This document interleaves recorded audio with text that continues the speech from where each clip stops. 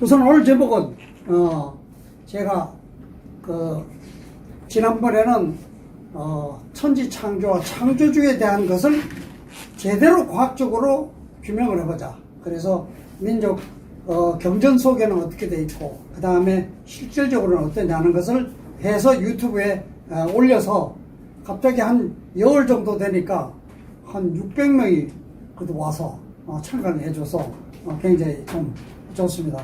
그리고 앞으로 강의하시는 분들 이렇게 유튜브에 계속 올리면서 다른 사람들과 전부 공유할 수 있는 이런 체제를 계속 돌리려고 하고 있습니다. 우선 저는 이번에 인류 탄생에 대해서 우선 경서가 어떻게 되어 있냐. 그 첫 번째 저는 천부경에서 바로 일시무시일 하나에서 시작하나 재해석대로 하면 시작이 없는 하나, 영원한 하나가 있었다. 그런데 이것이 삼극으로 갈라졌는데 하늘과 땅과 인간이다. 그래서 그걸 과학적으로 어떻게 지난번에는 우주의 창조, 하늘과 땅을 만들어 했는데 이번에는 인간의 창조를 어떻게 볼 것이냐 이렇게 한번 자료로 살펴보기로 하고요. 그 다음에 저는 사실 성경에 굉장히 심취했다 그럴까 한때 정말 밤새워서 성경을 읽고 감동을 받은 사람이라서 항상 성경을 또 한번 우리 민족 경서와 비교하기도 하고 인용을 합니다. 근데 보면 우리의 형상대로 인간을 만들자. 인간이라는 게 그냥 동물에서 발전된 것이 아니라 인간이 동물의 하나의 대표적인 말하자면 천지창조의 목적물이라는 의미에서 말하자면 인간을 얘기하지 동물을 만들었다고 얘기를 합니다. 그래서 창세기 보면 여러 과정을 거쳐서 그렇게 돼 있죠. 빛과 어둠을 하루는 빛과 어둠을 만들고 그 다음에 묻과 물을 만들고 그 다음에 해와 달 별을 만들고 그 다음에 조류와 어류를 만들고 마지막 날에 동물과 인간을 만들었다 이렇게 되어 있습니다. 그런데 천부경에는 동물을 만들었다는 얘기가 없고 하늘과 땅과 인간을 만들었다.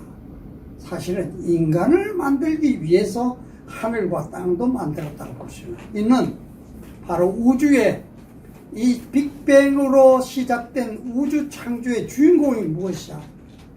사람이다. 그런 의미를 담고서 그리고 3일 신고에 보면 하느님이 가장 높은 데 계시면서 큰 덕과 큰 지혜와 큰 힘을 가지고 계신데 본성의 피어난 본성이 살아나면 하느님이 머리 위에 내려와 계신다. 우리는 하느님과 아주 가까운 관계라는 걸 얘기하는 거죠. 천부경에서도 보면 본심 본태양, 우리의 마음은 태양과 같이 밝은 존재들이다. 아무 동물하고 같은 게 아닙니다. 인간은 태양과 같이 밝은 가슴을 갖고 있기 때문에 이걸 밝게 다시 빛나게 하면 하늘과 땅, 음과 양이 모두 인간 속에 하나가 된다. 이것이 바로 우주의 근본과 하나가 된다는 의미를 담고 있습니다. 그리고 또 한 가지는 삼일신고에 보면 사람과 동물을 생물을 세 가지의 근본을 줬는데 성명정 삼진을 줬는데 성은 맞아 감성이라고 볼 수 있고요. 그 다음 명은 생명을 유지하는 기능, 그 다음에 정은 움직이는 기능, 에너지, 이 세 가지를 분류되는데 사람, 동물들은 부분적으로 줬지만 인간에는 모든 것을 줬다. 정말 저는 인간에는 특별한 창조적인 기능을 인간에게 심어줬기 때문에 사실 제가 자료로서 이 그림으로도 만들었지만 그래서 인간의 탄생을 과학적으로 저는 과학이 검증한 범위 안에서 얘기를 합니다. 138억 년 전에 빅뱅이 있은 다음에 100억 년 전에 태양계가 형성이 됩니다. 그 다음에 45억 년 전에 지구별이 만들어졌는데 갑자기 별 하나가 딱 오더니 탁 부딪혀서 튀겨서 옆에서 돕니다. 이게 달이고 이게 지구. 그게 45억 년 전에. 그러니까 이런 것들이 하느님의 존재를 인정하지 않고는 이게 그냥 우연찮게 될 수 없다는 것을 지난번에 말하자면 창조주의에 대한 빅뱅의 속에 이거는 도저히 자연의 법칙에서 있을 수 없는 현상이 계속적으로 생긴다는 것을 얘기해서 창조주의 존재를 얘기했듯이 이 생명도 마찬가지입니다. 그래서 지구가 45억 년 전에 충돌하면서 달과 지구가 만들어지고, 그런데 깜짝 놀랄 것은 45억 년 전에 완전히 불덩어리인데 이것이 10억 년이 지난 다음에도 아직도 지금도 땅속에 엄청난 용암들이 있지 않습니까? 이 에너지 자체가 엄청난 지금 지구의 존재 위에 살아있는데, 여기에 지구부터 35억 년 전에 아직도 말은 지구가 제대로 식지 않은 상태에서 생물이 발견됩니다. 바로 호주에서 단세포 생물이 출현했다. 그래서 이것이 차츰차츰 지나가면서 삼엽충으로, 그 다음에 공룡으로 이렇게 하면서 변화되어서 지구의 말하자면 생명이 점점 더 진화가 되는데, 내가 그림으로 보이려고 그러는데 아름다운 나비나 꽃이나 그리고 새나 공룡, 도롱뇽이나 큰 고래나 그리고 원숭이나 인간들이 전부 다 이게 생물이 진화가 되어서 이것이 무엇이냐. 하느님의 창조는 똑같이 만드는 법이 없습니다.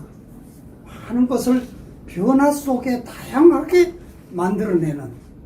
그래서 700만 년 전에 원숭이가 나타나기 시작합니다. 원숭이가 머리가 좋고 이렇게 상향적이랄까, 그 다음에 걸어갈 수 있는 존재들이 처음으로 700만 년 전에 나오고, 그 다음에 아프리카의 원시, 말하자면 인류 최초의 인간은 아프리카에서 16만 년 전에 시작됐다고 얘기를 합니다. 자료가 공개가 되기가 좀 그러니까 빨리빨리 좀 진행하겠습니다. 그런데 우리는 수없는 생물이 지금 식물에서 동물까지, 말하자면 플랑크톤 바닷속에 식물성 플랑크톤과 동물성 플랑크톤, 식물성 플랑크톤을 잡아먹는 동물성 플랑크톤이 있고, 그걸 잡아먹는 여러 가지 생물이 있으면서 생물이 계속, 저는 영양의 에너지의 하나의 순환이라고 봅니다.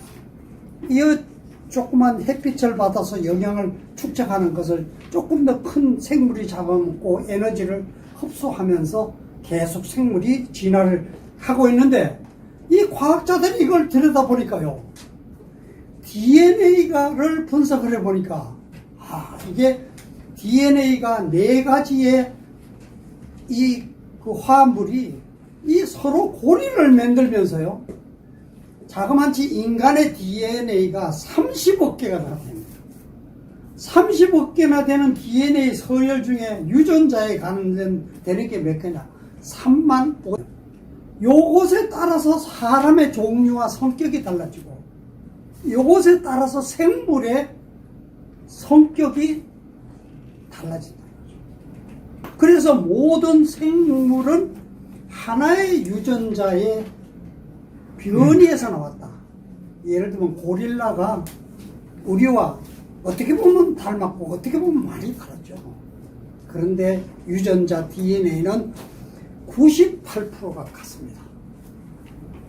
그래서 인간의 진화도 저는 창조적 진화라고 그러는데, 의도적으로 만들면서 있는 거에서 조금 다른 변형을 자꾸 만들면서 발전시켜서 인간을 얻는데, 인간이라는 것은 정말 동물과 비교할 수 없는 엄청난, 그리고 조그만 세포 식물에서부터 엄청난 이렇게 발달된 큰 코끼리나 고래 같은, 그리고 인간과 같은 지능이 발전된 이 생물들을 다 만들어낸 것이 모두 한 개의 단세포 식물의 유전자의 변형에 의해서 오늘날이 만들어졌다는 것이 오늘날 과학자들의 얘기입니다. 그러면 그와 같은 것은 하나의 다 하느님의 그 설계에 의한, 계획에 의한 산물이라고 하는 거죠.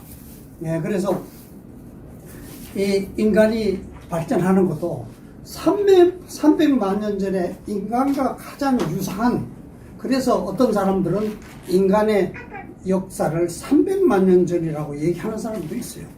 근데 그거는 뭐냐 말하면 이 학문적인 영어로 오스트랄라피테쿠스라고 합니다.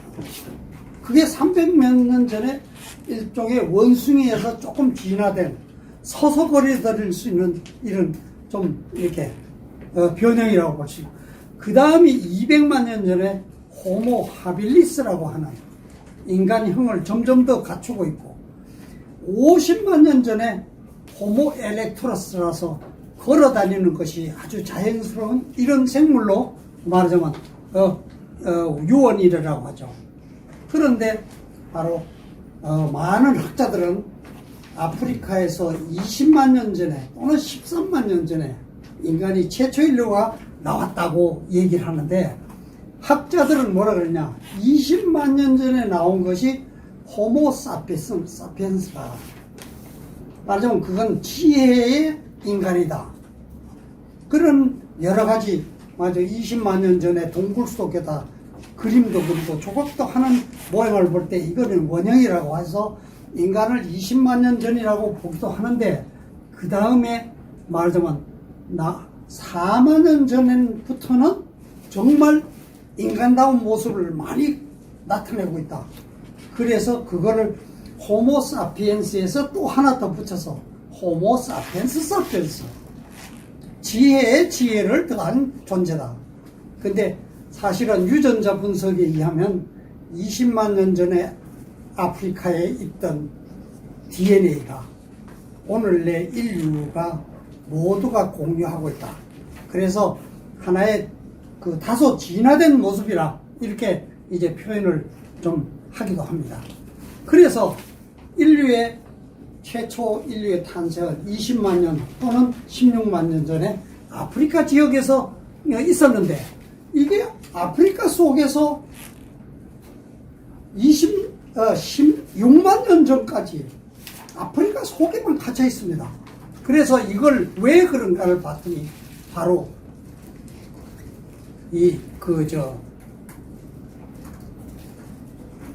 북방에 말하자면 빙하가 아주 극성을 시킵니다.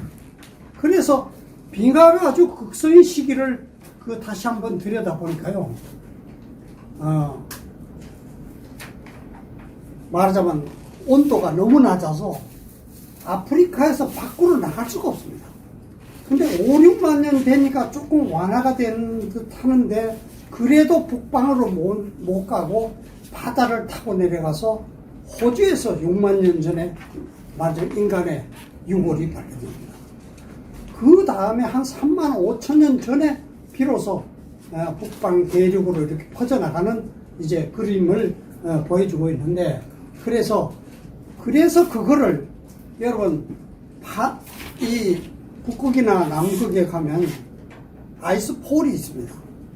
얼음 빙산이 있는 이거를 쫙 돌봐가지고 이 얼음을 딱 해서 분석을 해보면 이 시대에 산소량이 어떻고, 여기는 먼지가 화산이 폭발에 대해서 먼지가 많았다. 이 시대별로 분석이 가능합니다. 근데 깜짝 놀랍게도 여러분, 이 리듬이 말이에요, 온도가 요즘같이 올라가는 시기가 13만 년 사이클로 한 번씩 옵니다. 그것도 불과 한 10,000년 정도 옵니다. 그렇죠. 말하자면 영하 40도까지 내려갔다가 13만 년이 되는 주기에 잠깐 올라와서 이렇게 와 있어요. 올라왔다 다시 떨어집니다. 그런데 바로 13만 년 전에 그 어려운 추운 시기에 아프리카에 갇혀 있다가 비로소 나왔는데 지금이 바로 묘하게도 온도가 정상 온도로 이렇게 올라온 1만 년 정도의 시간에, 그래서 인류 문명이 1만 년 정도 된 시기에 맞으면 지구 전체를 인간들이 다니면서 문명을 만들 수 있었다, 이렇게 이제 얘기를 할 수 있을 것 같습니다. 그래서 지금은 인류 문명에 대해서 얘기하기 전에 인간에 대한 존재를 한번 분석을 해봅니다. 인간은 동물과 무엇이 다를까요? 가장 차이가 나는 게 뭐죠? 깨가 많습니까? 바로 여러분, 개나 고양이, 이 돼지는 어른이 되는데 얼마나 걸리죠? 곰 같은 경우는 3년 4년이면 어른이 됩니다. 개, 돼지 1년이면 새끼를 낳아서 어른이 됩니다. 그런데 인간은 말이에요, 개하고 돼지보다 많이 크지도 않잖아요. 그런데 성장에 20년이 걸립니다. 이게 바로 인간을 무엇으로? 지적으로 발전하게 만듭니다. 지성적인 존재로.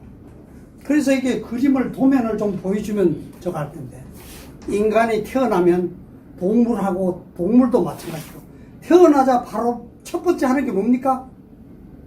적부터 찾습니다. 생존 본능의 매입니다. 눈을 감고도 강아지가 보름 동안이가 눈을 감고 있죠. 헤매고 찾는 게 뭡니까? 적부터 찾습니다. 생명부터 찾고, 그 다음에 주변을 가족이나 부모나 인식을 하면 정을 느낍니다. 그래서 아이들이 지식이 발전된 사람은 이게 옳고 그르고 판단을 자기 나름대로 하잖아요. 아이들이 순수한 게 뭘까요? 판단력이 없어요. 그냥 좋으면 좋은 대로 그냥 받아들여요. 좋게. 그래서 아이와 같이 되지 않으면 천국에 들어갈 수 없다. 참정계경에도 어린아이가 순수하고 어질다고 얘기하고 있습니다. 그래서 인간의 특성은 그때까지는 말하면 지식이 갖춰지지 않은, 지식체계에 갖춰지지 않은데 20년 동안 인간을 바로 지적 향상을, 성장 기간을 늦게 하면서 지적 향상을 시켜서 인간만이 지적인 동물로, 진화된 동물로만, 만약에 한 살이 되어서 생리적인 욕구가 성장이 되어서 인간도 새끼를 낳고 했다고 해보세요. 그거는 지적으로 성장할 수가 없습니다, 사실.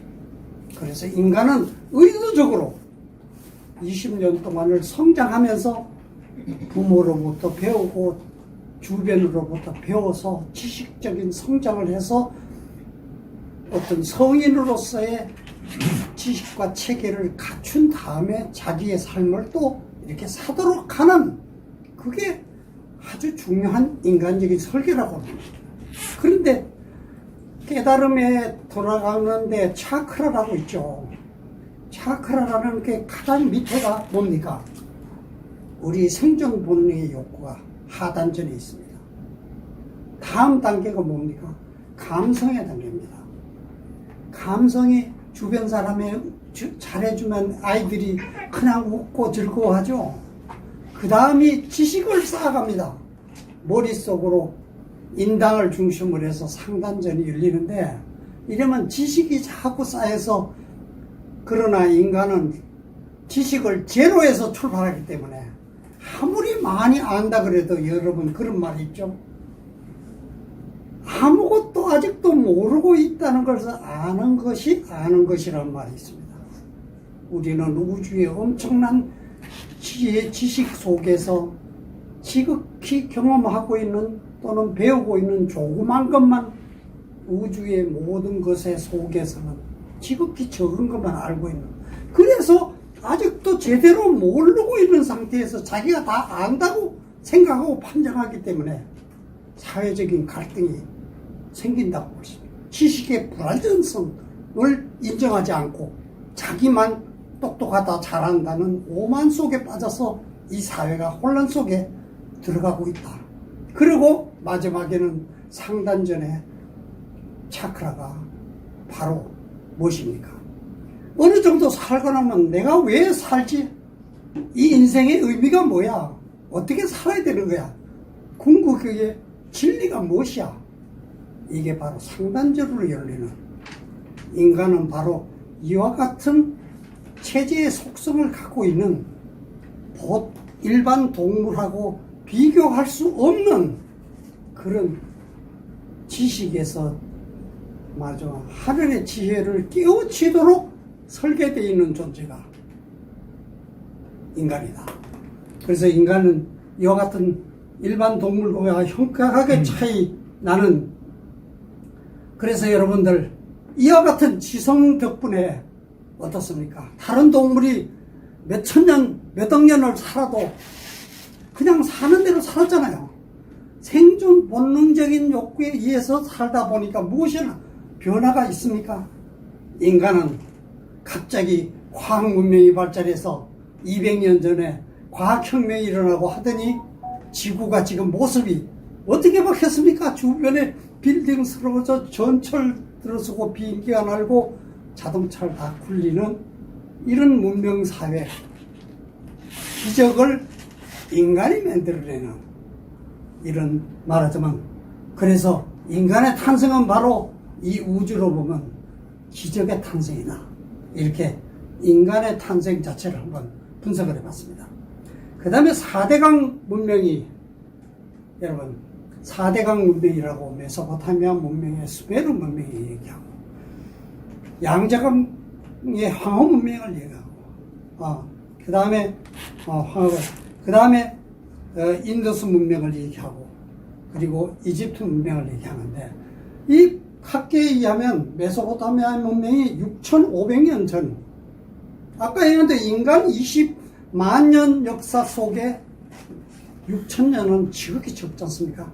아까 얘기한 대로 그런 사이클에 의해서 지금 바로 1만 년 전에 비로소 이 지구의 온도가 사회활동이 가능하도록 열려 있다는 것인데, 그런데 수메르가 6,500년이 가장 빠르고 그 다음이 황하문명이 한 5,000년 됐다고 얘기를 하고, 그 다음이 인더스 문명과 에집트 문명이 BC 3,000년, 그러니까 BC로, 그렇게 지금부터 5,000년 전이라고 얘기를 해도 4대강이라는데, 이것이 과연 바른 얘기냐?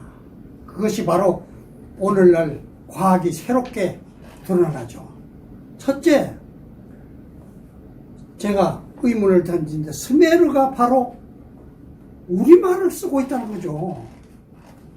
과학자들이 규명을 했죠. 아니, 왜 스메르가 우리말을 쓰냐? 이거는 스메르 이전에 우리의 문명이 있다는 하나의 간접적인 것이고, 또 하나는 석가모니가 당군의 후예라고 옥스퍼드에서 사전에 나온다.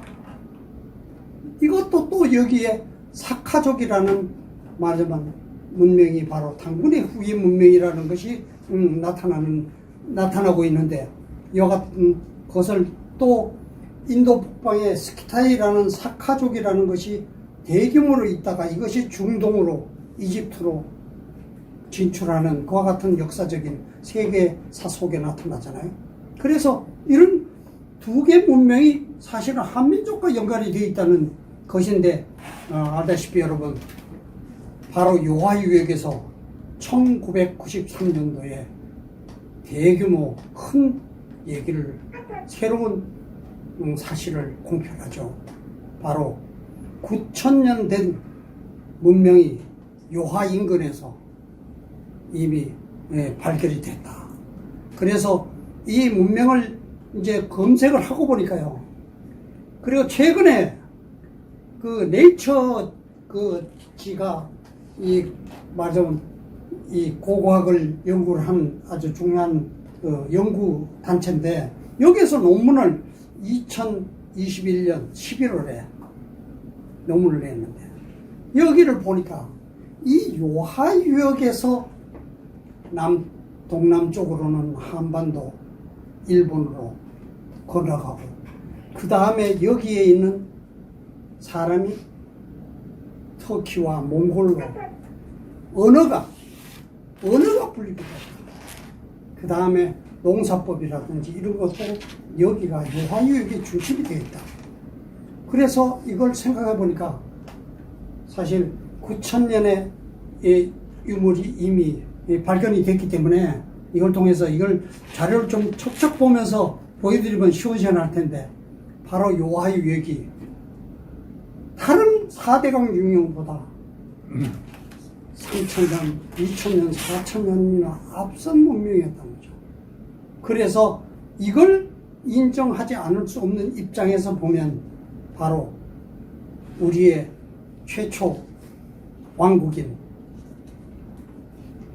환국을 생각하지 않을 수 없다.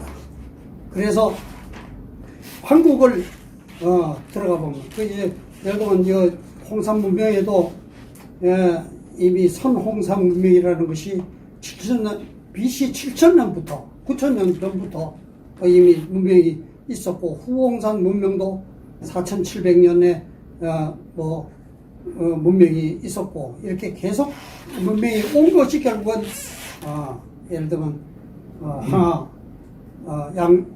문명으로 갔을 가능성은 당연히 충분히 있다 이렇게 볼 수 있고요. 그 다음에 네이처지가 분석한 것이 언어입니다.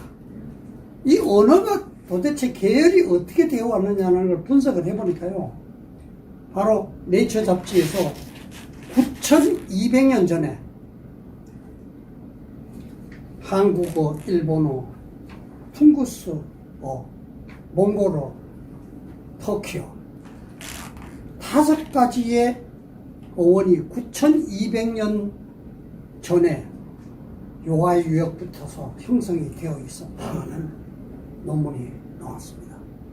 그래서 이것을 중심으로 해서 바로 북반계 언어가 발전되어 있고 또 그거에 대한 검증으로 보면 인종학적으로 보면요 북반계가 말하자면 일본과 한국을 거쳐서 만주 몽골로 해서 말하자면 북쪽으로 가고 있는데 이거에 또 아주 흐름이 같은 것이 빗살무늬 토기 아까 얘기하셨는데 이 빗살무늬 토기가 이걸 또 똑같이 따라서 어디까지는 스칸디나비아 핀란드까지 노르웨이까지 갑니다.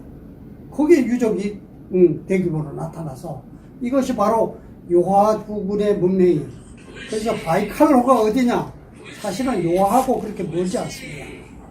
그래서 이 바이칼과 요하의 유역의 문명이 인류 최초의 문명으로 이제 되고 또 한 가지는 신석기와 청동기 문명을 분석을 하는데 특히 청동기 문명을 분석하면 자료를 탁 보면 되는데 이게 바로 아까 얘기한 그 벨트를 그대로 따라갑니다. 그래서 바로 우리 민족이 가장 일찍 문명을 깨우친 민족으로서 철기와 청동기를 먼저 발굴해가지고 세계로 맞으면 퍼뜨린 민족이라는 근거가 그 다음에 유네스코가 인류 문명의 시원을 하다 보니까 암각화를 가지고 조사를 해서 이 인류 문명을 했는데 요하유역에 여러 가지 고대 유물이 나오는데 알다시피 울주군에 있는 방구대도 참으로 고래잡이라든지 노루사냥이라든지 여러 가지 풍물이 나타나고 있는데 이런 것이 말하자면 그 당시로 볼 때 이것도 말하자면 그리고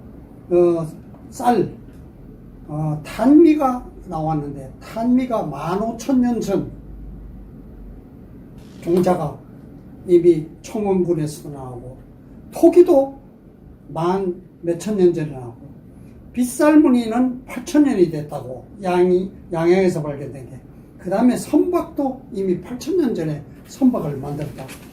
바로 고래잡이도 이 울주군에 나온 것이 8,000년 된 것이라고 이렇게 하고 있어서 한국이 말하자면 이런 문명이 가장 일찍 된 것이라는 것이 유네스코에서 인정을 받은 걸로 이렇게 나와 있고요.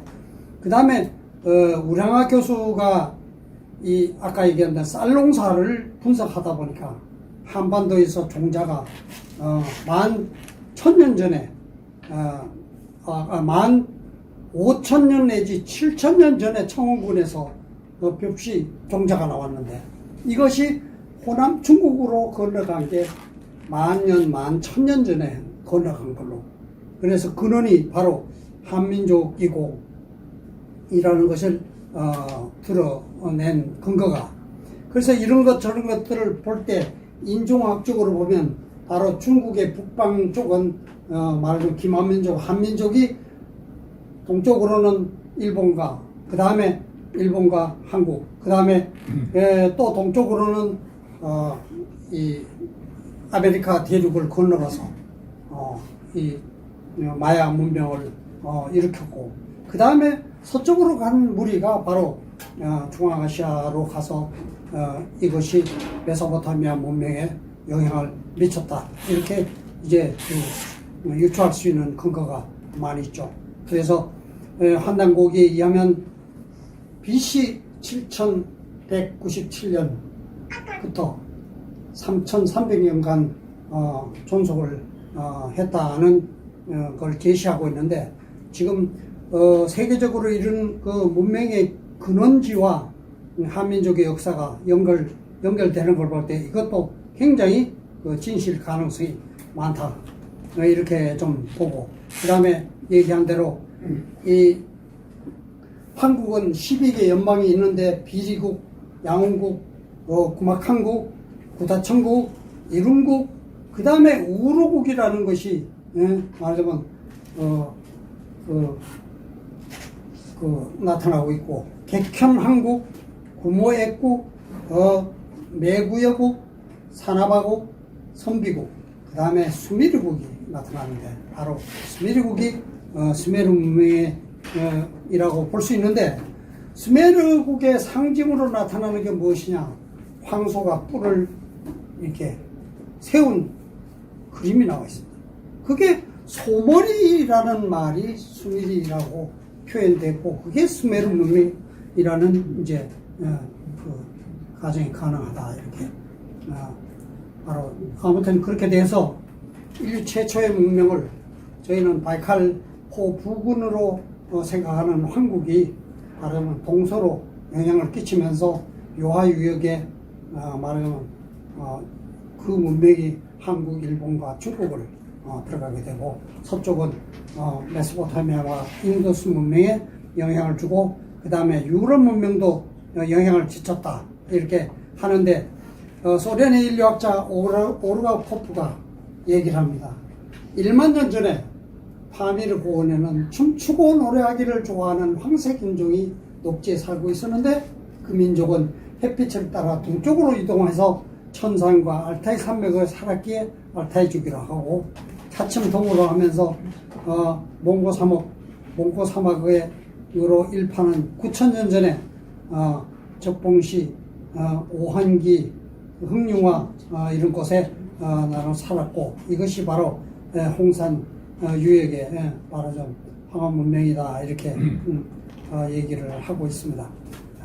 그래서 결국은 인류 최초의 문명이라고 하는 수메르 문명이나 인더스 문명이나 이런 것들이 사실 우리 한민족과 연관성이 다 있다는 것이 깜짝 놀랄 일이고, 그렇게 유지하려면 또 중국에는 치우천왕이 다스렸던 강력의 묘족이 바로 호남성에 중남부 쪽에 있는 호남성에 치우천왕의 동상을 세워놓고 모시고 있죠. 그래서 우리가 대한민국 하면서 우리가 그 치우천왕의 상징인 붉은 악마를 외칠 때 거기 있는 사람들이 아니 우리 조상인데 왜 거기서 들고 일어났냐. 한민족이 바로 같은 한민족이라는 걸 아직 인지 못하고 있어서 그런 오해가 생긴 것 같은데, 아무튼 이제 지금 묘족이, 중국이 지금 분열을 앞두고 있는데 묘족이 독립선언을, 우리는 한민족이다, 우리는 중국 민족하고 다르다고 지금 독립선언을 한다는 얘기가 또 나와 있죠. 그래서 이와 같은 여러 가지 여건을 감안해 볼 때 이게, 그리고 또 최근에 발견된 것이 여러 가지가 있습니다. 아일랜드에도 우리 한반도에 있는 고인돌이 세계의 40%, 만주 지역까지 하면 70%가 고인돌 문화인데, 이것이 사방으로 흩어져 가지고 아일랜드에도 나타나고 있고, 그 다음에 어디 하면 스페인에도 나타나고 있는데, 스페인에 있는 바스크라는 지역이 있는데, 이 지역 사람들이 우리는 한민족이다, 우리 따로 우리는 독립국을 만들고 싶다, 지금 이렇게 외치고 있습니다. 어떻게 해서? 바로 우리가 인류 최초의 문명을 여는 문명의 부모이기 때문에 동쪽으로 서쪽으로 사방에 한민족의 그 흐름이 이어졌다고 생각하지 않을 수 없다. 네, 그리고 최근에 얘기 들으셨죠. 영국의 황실이 우리도 동이족이라고 얘기를 합니다. 그래서 어떻게 됐냐고 해봤더니 바로 영국 앵글로 섹슨이라는 게 말이죠. 바로 그 덴마크하고 그 프랑스 그쪽 지역, 독일 그쪽에 지역에 앵글족이 있고 섹슨족이 있는데, 섹슨 지방이 있는데, 이 섹슨 지방이 훈족이 있던 지역이에요. 훈족이 뭡니까? 환족입니다. 환국의 민족이 환족입니다. 이 환족이 영국을 건너가서 앵글로 섹슨 민족으로 해서 영국의 왕실이 됐다 이거야. 그러면 그 우리 민족이 동쪽에 한국에서 왔다고 얘기를 할 정도니, 이게 바로 한민족이 바로 4대강 문명 어디를 봐도 우리보다 2003년, 3000년 뒤져 있고, 그리고 그 인류 최초의 문명을 열은 한민족이 동쪽에는 바다 건너 아메리카에도 들어가 있고, 서쪽으로는 핀란드와 영국과 스페인까지 도처에 아직도 흔적이 없는, 제대로 나타나고 있지 않는 한민족이 도처에 있다는 것은 바로 한민족이 인류 최초의 문명을 열었기 때문에 그 근거로 볼 수밖에 없다. 이제 이런 생각을 하는데, 깜짝 놀라는 것은요, 스페인의 바스크 지역에 고인돌이 나타나고 있는가 하면 여기 있는 거하고 같죠. 그 다음에 그 삼조고 무늬가 유적에서 나타났어요. 그래서 이 인류 최초의 문명은 정말 어려움 속에서 인류를 밝게, 문명을 밝게 일깨울 민족이기 때문에, 그래서 격암유록에는 한민족을 부모의 국가라고 말하더라고요. 바로 문명을 일깨운 한민족을 일컬어서, 그래서 21세기에 바로 그와 같은 인류 최초의 문명을 일깨워서 서로 돕고 사는 선순사상을 만든 한민족이 다시 한번 어둠 속에 깊이 잠겨 있다가 다시 그 빛을 다시 한번 바라면서 세계를 구원할 그런 민족으로 재부활을 하게 되는데, 바로 그 민족이 새로운 시대를 이끌 핵심 민족이 바로 성배 민족이라고, 바로 1920년대 오스트리아의 학자가 성배 민족이 큰 지구 운명의 큰 변화의 과정에서 나타나지 않을 수 없다. 이 성배 민족은 어렵게 남의 나라에 핍박받고 어렵게 살았지만 아주 높은 의식을, 밝은 의식을 갖고 있는 민족이다. 이제 우리가 세계를 향해서 이제 뻗어나가는 아프리카의 수도 없는 나라에서 식량을 구제를 하는 게 아니라 씨앗을 품종 개량을 해서 그 사람들이 자급자족을 하도록 만들어주고, 몽골의 사막에 가서 나무를 심어서 숲을 만들어주고, 세계를 향해서 뻗어나가는 한민족이 지금 기운이 문화 속으로, 그 다음에 첨단 과학, 기술, 방위산업으로 지금 세계를 향해서 아주 그 큰 힘을 지금 하고 있는데, 이 힘이 저절로 생기는 것이 아니라 어떤 의미에서 큰 기운에 의해서 한민족이 다시 한번 세계를 이끌 수 있는 토대를 이미 계획된 그림대로 지금 만들어가고 있는 것이고, 중국은 민족별로 분열되지 않을 수 없는 입장에서 분열되면 만주몽골이 우리와 소설단에 의해서 담을해서 한민족이 하나가 된다. 남북 통일에 이어서 만주몽골이 하나가 된다면, 그 다음에 카자흐스탄 당군 동전을 쓰고 있는 카자흐스탄이 우리 보고 우리 자원 전부 다 한국에서 가져가세요. 헝가리가 우리 한겨레란 말이 헝가리로 바뀌었어요. 우리 같은 민족입니다. 터키가 우리 형제국입니다.